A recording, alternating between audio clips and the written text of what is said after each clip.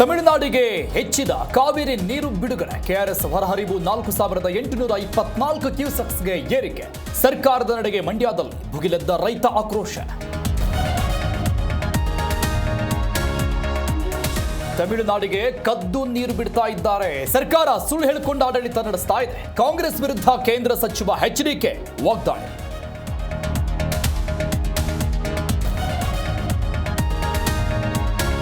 ಗಲಾಟೆ ಮಾಡಿ ರಾಜೀನಾಮೆ ಕೇಳೋದು ಸರಿಯಲ್ಲ. ವಾಲ್ಮೀಕಿ ಹಗರಣದ ಹಣ ಎಲ್ಲಿಗೂ ಹೋಗಿಲ್ಲ.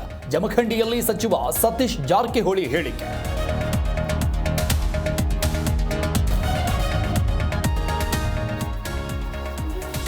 ದೇಗುಲದೊಳಗೆ ಮೂತ್ರ ವಿಸರ್ಜನೆ ಪ್ರಕರಣ ಇದು ಅತ್ಯಂತ ಹೇಯ, ಕ್ಷಮಿಸಲಾರದ ಕೃತ್ಯ. ಹಾವೇರಿಯಲ್ಲಿ ಸಂಸದ ಬಸವರಾಜ ಬೊಮ್ಮಾಯಿ ಆಕ್ರೋಶ.